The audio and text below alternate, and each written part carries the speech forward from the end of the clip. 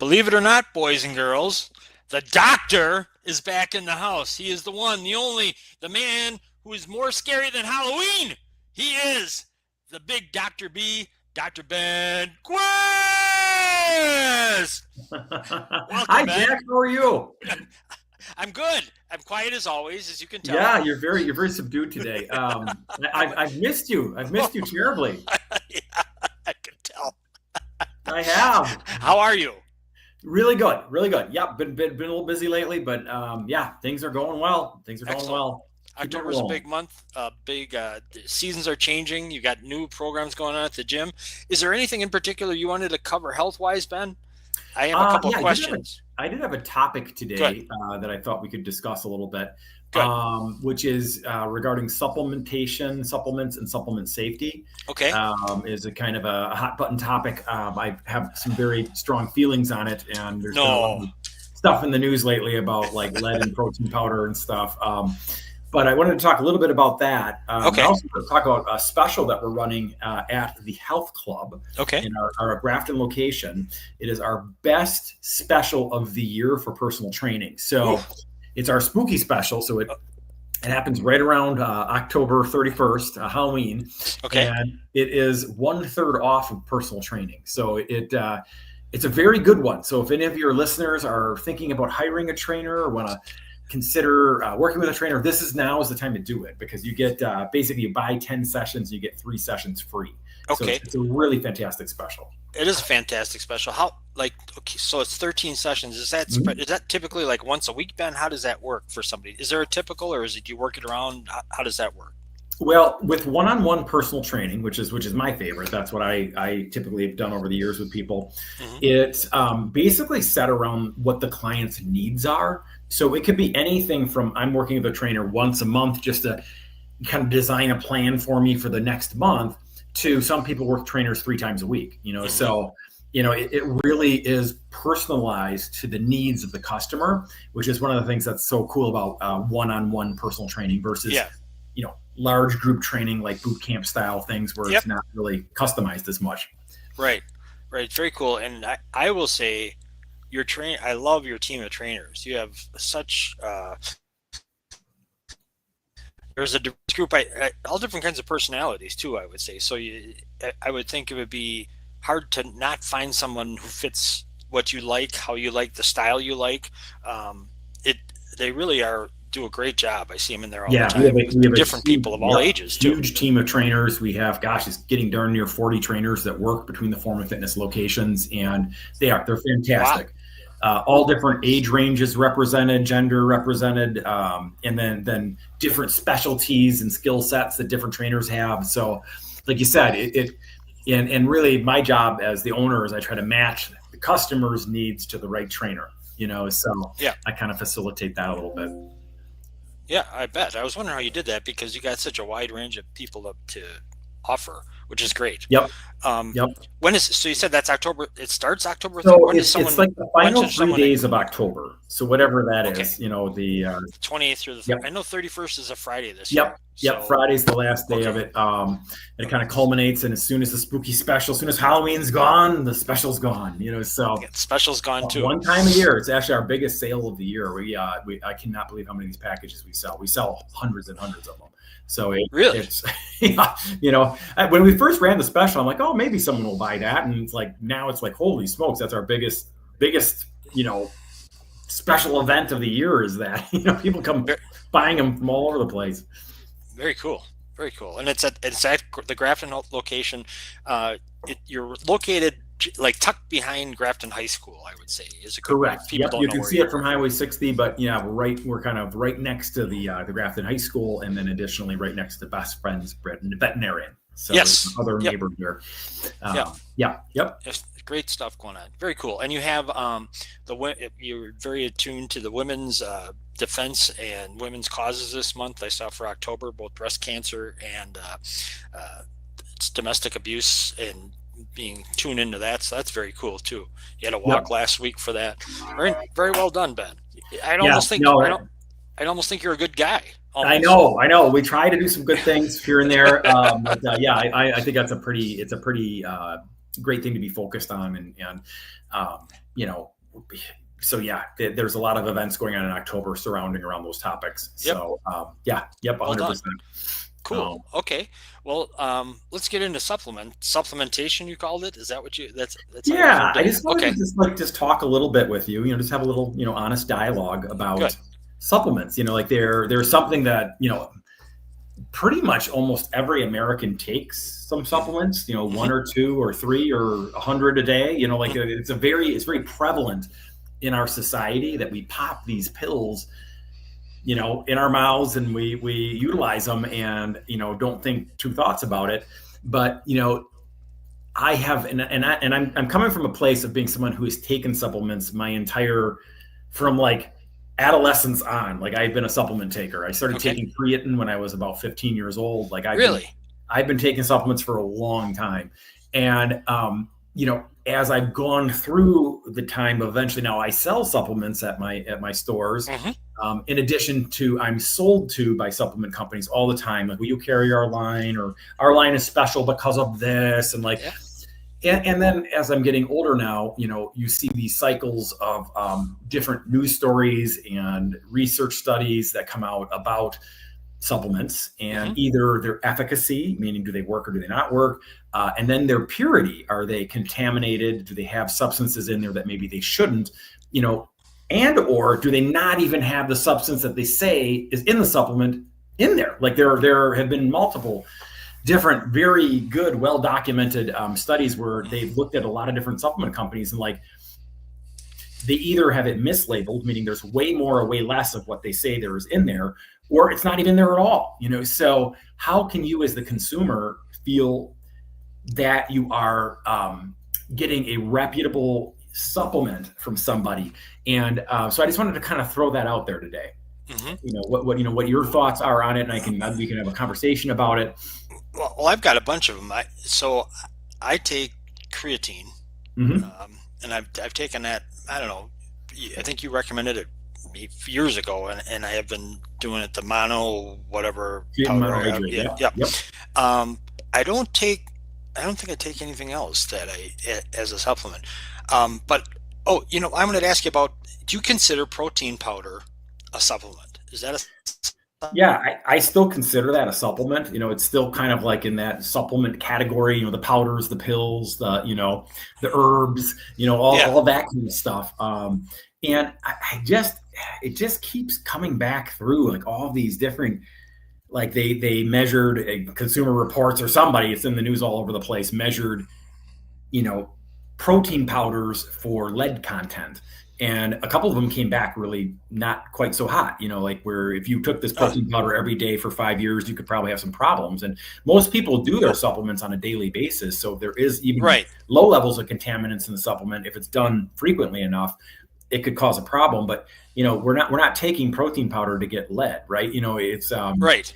And, why didn't the supplement companies screen for that better? Why aren't they doing it? And, I think many times in our capitalistic society, like, money becomes the main driving force for a lot of these companies versus the quality of the product. And that's not across the board, but in many or most of these types of organizations. And that's a little bit scary, like, where if it's something you're going to ingest and put into your body, you really want to make sure that the company has your best interests in mind. And it would be my guess that, well over 50% of the supplement companies, they do not have your best interests in mind at all. There's ways they can cut corners. If there's ways they can use fillers, if there's ways they can do anything to make more money, they will. And that's a problem in my mind. What do you recommend, Ben? How does someone decide whether or not to take a certain supplement based on not only what you just said, but other factors too, like, does it work? Is it a placebo? Blah, blah, blah. I mean, where do you turn? It seems like everywhere you look, there's information, but what's the right information on it, and how do you go about that? So I have kind of come to, in my own life, as someone who at one time was taking probably 20 or 30 different supplements a day. What? So like, well, I don't really like multivitamins, so I was taking a lot of like different vitamins single. So I was taking vitamin K and then vitamin D, and like, and each one came in a different bottle. So I have really looked to attempt to get my nutrition through food versus a pill bottle. And I can't tell you, in looking at this stuff at nauseum, it's something that I love. I love looking at health literature. How do you keep the human Really? body working well? What I have found is when you isolate substances and you take them and kind of like pick out this one little thing and put it in a bottle, and then you try to be like, it's great, this one little thing does all this stuff for you. But many times in nature, in the way the human body works, it's actually a gazillion different things interacting with each other in the item that you're ingesting. Like an apple, an apple has vitamins in it, an apple has minerals in it, an apple has fiber in it, an apple has water in it, an apple has, like all of these different things. An apple has bacteria on it, and when you ingest it as a whole, it does this magical thing that the human body was meant to do, is, working with this whole food, versus taking like, the one little thing out of apples that the scientists think, creates the one apple a day keeps the doctor away effect, and saying like, we've now bottled it. Here, you're getting all the benefits of an apple from this one thing. And, I kind of call BS on that. I think it's completely untrue, and it's naive to even think that. And, all these people that constantly are, posting that supplements are the best thing in the world. Like, I have a tendency to disagree. Like, I think you should look to take as few supplements as possible and get most of that nutrition through having a really high quality diet that you're eating. I don't take any vitamins anymore. I used to. Used to take a multivitamin and certain ones but they kind of got hot. Like all of a sudden we'd be on, we got to have this vitamin because it's supposed to this. But yep. I started seeing things saying the vitamins in the form that they give them to you don't even absorb into your system correctly. And if you were to look at your remains, you'd find whole vitamins and a lot, or undissolved or not absorbed vitamins. So that really made me think, even what's the point then? I mean, it's a miserable experience taking those pills anyway. I mean, what's the point? What's the point of doing it? And I have to give my daughter Margot credit. She's 26 and very health conscious. And I was we were talking about this, and she said, "Just get it from your diet, Dad. Just get it from your diet. You just got to eat better." And I think that's right where you're saying. Are you where you? A lot of things on creatine there. It helps fight cognitive decline. Even recently, I've seen as another bonus of taking it. Are you still a fan of creatine or not? Yeah, it's one of the supplements I've taken every day since I was like a teenager. So I still take it every day. Okay. Creatine is like produced so cheaply that I don't think there's anybody counterfeiting it, or it's not one of those supplements that's like a hot one for like putting the wrong crap in there. And also, creatine is so effective at increasing muscle strength. If I was taking a creatine that wasn't the right kind, or they weren't putting it in there, or didn't have the right potency, like I would actually notice. Like would you? Yeah, I would have a strength decrease. I'd have my power output drop. It is such a noticeable difference with that substance that it's crazy. I even have my 12-year-old son taking creatine. So because I think of it, and really creatine is one of those weird ones where it's like it isn't a vitamin, it isn't a mineral. It's really a component of cellular fuel. So it'd almost be like I'm carb loading, but what you're really doing, you're creatine loading, so that creatine can help with the energy production within the cell. And I 1000% think it works, and I notice a difference on it. And it's really hard when you're like, well, I'm taking vitamin D. Well, am I noticing anything? You know what I mean? Like it's hard to, right. Kind of supplements. And I agree with your comment, Jack, that like they've gone through the alphabet of all these different vitamins. I can remember in I can't remember if it was the 80s or the 90s, vitamin E was really hot. Yep.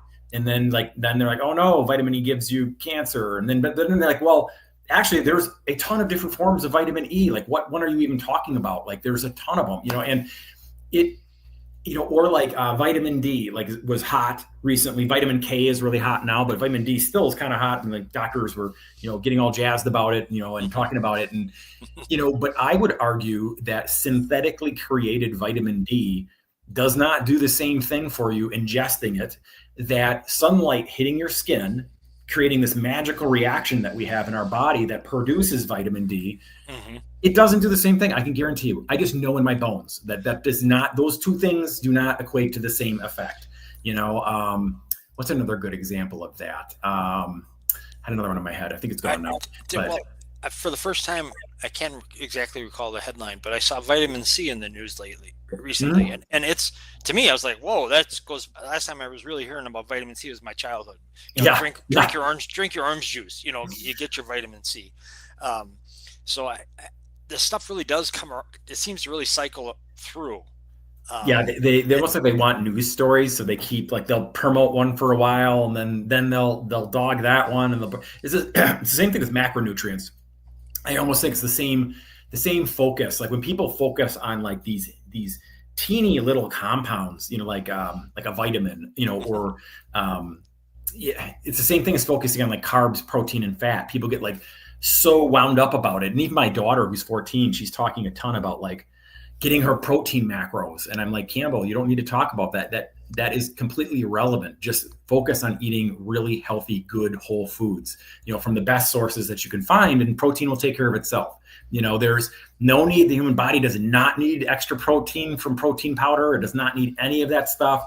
And in fact, protein powder is actually one of the most fraudulent supplement types from a standpoint of like, they're actually not putting the protein in there. Like it is 100% the case where they've studied that and shown like when they put it and have a lab analyze it, many of the protein powders don't have a whole lot of protein in them. They're putting other things in there that are less expensive so that they can sell it to you at this dirt cheap price, and it was interesting. We have a company that sold us our whey protein for our protein shakes at the health club. Mm-hmm. And the company is called Dot Fit. They're a pretty reputable company. And I'm like, God, guys, why is your whey protein so expensive? And they're like, it's not. And they're like, we get it from the exact same place everybody else does. If anyone is selling you whey protein that is a lot less than ours, it doesn't have whey protein in it. Or, it doesn't have the way right. There's the laws of like how much things cost, like where they're doing something to that. They're cutting it, like drug dealers cut the cocaine with, we'll put some fentanyl in here and do this craft of this drug to make it. They're cutting your protein powders, and no one is watching. There is no regulatory body on supplements. No one is watching that. It's like the wild, wild west out there, so. Wow. See, I don't think anybody knows that. I didn't know. Will that ever be regulated? It would definitely cost a lot more, and there are certain supplement companies that manufacture their drugs in pharmaceutical facilities, which there are certain companies I think that take it a lot more seriously. There are certain designations that you can get for a supplement where you can have a little slightly more bit of confidence in it. So. Looking to some of that kind of stuff, but many of the companies that are doing those types of supplements aren't making protein powder. So it's yeah, right. So okay. I'm not saying that all the protein powders are bad, but you got to be a little careful with it, or you're just, like you said, throwing your money away. When are you writing a book on all this stuff? I don't know. I got really into that for a while. I'm like, I'm going to start to write some books on this or do this, but like, I don't know. Okay. I feel like I can impact people better just by, opening more business branches and impacting more people that way versus like, writing a book. There's a lot of books out there, right? Yeah, there are. Yeah. Interesting. Okay. I've got can I ask you a question? It's about food. It's kind of a it's a substitute sweetener. And I want to ask you about, it's a natural one as far as I know, honey. How do you consider honey? Is it something you should use as a substitute? Is it something to stay away from? Is it what are your thoughts on that, Ben? As far as sweeteners go, I am not a fan of sweetening food. I think when you sweeten something with an artificial sweetener or a natural sugar sweetener like a honey or refined sugar, it almost changes your palate to the point where you start to really crave sweetness. Like it becomes nothing sweet enough, right? So in the realm of like, if you are going to use a sweetener, like I do peanut butter and honey sandwiches for my kids, versus like doing peanut butter and jelly with, I think honey is better than refined sugar, but like, it's still a sweetener. It's still, Mm-hmm. getting their taste buds all jazzed up so that they're wanting that kind of sweet hit, Yeah. and every kid does, right? Yeah. So like I'm not like I can remember going to my grandpa's, SUV when he wasn't looking because I knew he had lemon drops in the little cigarette, ash container. I'd go in there and gorge myself on lemon drops, like, so when my 10-year-old does that kind of stuff, I don't get mad or anything. But as an adult, like, again, we've had this conversation multiple times. Like, we're not 4 years old. We're not 10 years old anymore. Like, we don't need to have, Cocoa Puffs and like, you don't need to have like dessert for breakfast. Like you don't need to, do you really need to sweeten your coffee? Do you really need to be putting all this sweet crap on everything? And if most people took a break from the sweeteners for just a brief period of time, they would not crave them anymore. And actually, when you go back to them, you'd be like, oh my gosh, this I can't even eat this. It's so sweet. It tastes bizarre. Along those lines, we've had a Dr. Ben induced breakthrough with our mutual friend who we never see anymore, Bulldog. Oh, he told me last week that he went to a local place, I'm not going to say the name, that is known for its mac and cheese. uh-huh. And he went there because it was like the first Brewers playoff game day of the National League Championship Series, and they had a special mac and cheese that had like sliced brats and stadium sauce and all the stuff, all the stuff in it. Yeah. And he said, it sounded so good. I went and I got some. And he goes, and even as I was eating it, I was like, I'm starting not to feel so good from this. He goes, I was getting full. There was plenty. That wasn't it. But it was like, he goes, that's the first time. He goes, Dr. Ben, he goes, he's making me think about my food. And once you start thinking about it, and I haven't eaten that kind of food as much, that when you go back to it, it's just like, not only is it not as satisfying, it's kind of like if you go, ooh, that doesn't even sound good to me anymore. Go ahead, Ben. I'm sorry. Well, I mean, I totally agree with that comment. Like I don't eat fast food that much anymore. And I used to love like McDonald's cheeseburgers back when I was younger. And like every so often I'll get one. I'm like, oh, I used to love these. I'm just going to try it. I remember how great these are. And I try it. I'm like, oh my gosh, like it doesn't really taste that good. It tastes like cardboard. And then it's so processed and it's like, whoa. Was it always like this, or do you just, do I just remember it differently? Or like, what was or even like a Culver's hamburger, like, if you're going to have a hamburger, get some real good ground beef, fry that thing yourself. And go for a real one, not these weird, what McDonald's burgers are like, yes. I feel like that's like, they take pet grade meat and there's like several steps below that. And they use that meat for McDonald's, it's like, like what they won't feed your dog, they're using at McDonald's for us, Okay. I want to go back.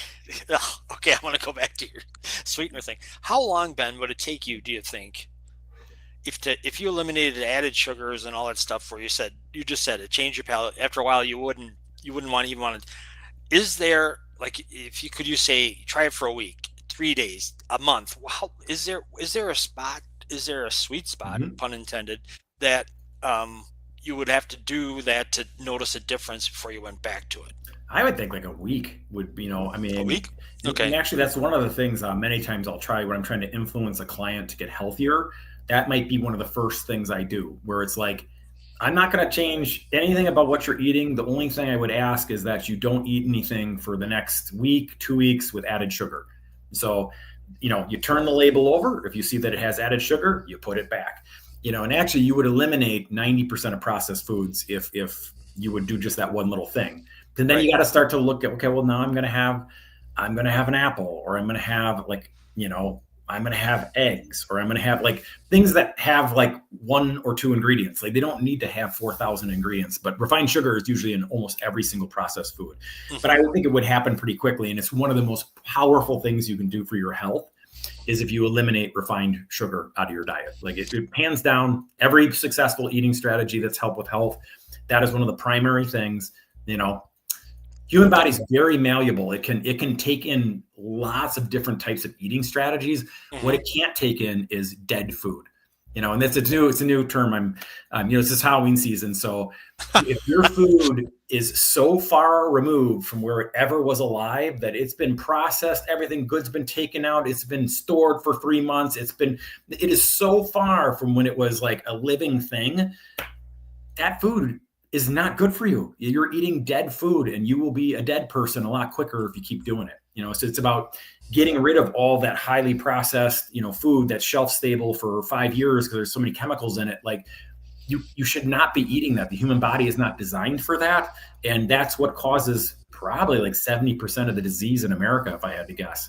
Heart disease is 100% linked to that. Cancer has huge links to that. Diabetes is, walk step in step with processed foods. Like all the things that kill people, processed foods are right there with them. You can argue whether it's the sugar or the chemicals or this or that, but in my mind, it's probably multifactorial. And in addition to the fact that you're taking out everything good in real food, live food, like eating like a handful of nuts, like that's a live food. Like it has, it hasn't been dead that long. I don't know. Ah, well, very cool. You made me think of there's this guy, I can't think of his name. He's written books. He was Michael Jordan's trainer, so he's in Chicago. Yeah, and very, very famous. But he with his clients, and they're all pro athletes and blah blah blah. The first thing he does is have them no sugar at all for like a week, and he said it's just people at first they have this adverse reaction where it's just like really hard, and he goes, that's all I need to know when they come back in after a few days. After we have the first meeting and say, okay, no sugar, they come back in and they're like, and he was like, did you eliminate all the sugar from your diet? And they're like, oh yeah, everything's fine. And unless they've had some where like it was really tough, it wasn't easy. Yep. It was, he goes, I know they're lying, and I won't work with them because he goes, if they're not going to take it seriously, then I'm not going to work with them. And that's the first test. Interesting statement. Yeah. Like there's a lot of truth to that. Yeah. Initially it's a little hard to make a change in the habit. And it's funny, like you might have to eliminate a lot of the foods that you're eating, and it can kind of leave somebody in limbo a little bit about like, well, then what am I supposed to eat? That's actually something in my discussions with a lifestyle doctor that I really like. We're going to start to do a lot more content on our YouTube channel about what human beings really should eat. How can they make it quickly? Where do you get it? What stores do you go to? What does that look like? Because I feel like people just need some advice. Like, yes. Okay, so I'm trying to eliminate refined sugar. Well, now I've eliminated 90% of things in the grocery store. Like, what the hell am I supposed to eat now? Right. Right. So you just, it's complicated, but it's not. But once you get the list of the foods that you can eat, like it gets, and when I say that, like, when you get the list of real food that you should be eating, I don't like not foods you can eat, like you're eating fake food, you're eating dead food. Right. So we're going to move you to eating real food, like that, has been around since human beings have been walking the earth. Like that's the kind of food you should be eating, So, and most of that stuff in the grocery store wasn't around. Who was that? Michael Pollan, the author, said like eat like your grandparents ate. That there's a lot of truth to that. Yeah. Before the processed foods started to be throughout all of our food supply.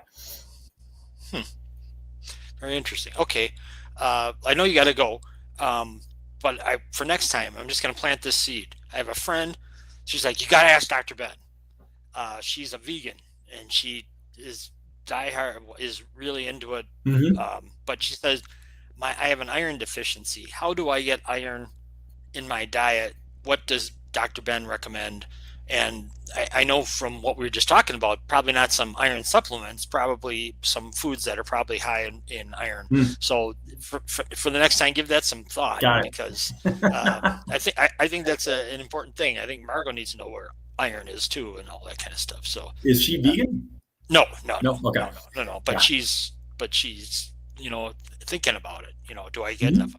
It's important for women, right? Am I wrong about that? Yeah, I mean, minerals are important. That's another bank of supplements where, like, most people maybe should have, like, and some of the supplements that I still take are minerals. I take minerals. I take, remineralize my water, so that I have some of that stuff in there, because I do feel like unfortunately, it's not in our food supply quite as much as it used to be because of farming techniques and all the kinds of stuff that's going on. Soil depletion, that kind of thing. So yeah, I'll think on that. I'll come up with some ideas for you. Good. All right. I know you're out. Thanks a lot. Good to see you. Good to see you I too. know I have to chase you down. You're a busy man. You're a wanted man, not Yeah. wanted by the law, wanted by law. people who want to be healthy. So That's right. Good going. That's right. Keep it going. And right. So the spooky trainer sale or personal Personal training special. Yep. last 3 months. In person, how do they do? They you need can to go to the call gym? in on any of those days. You can stop in. You do not have to be a member of Form and Fitness to take advantage of that special. It's a great way to get going or getting started with exercise is to do some focused personal training initially and get kind of a plan in place. But it's a great way to do it, because 13 sessions is a lot of personal training. So that is, and great trainers. All right, great, good deal, Ben. Good to see you. We'll do it again next week. Perfect. Sounds good, Jack. We'll see you next week. See you. Okay. Thank you. Bye-bye. Bye.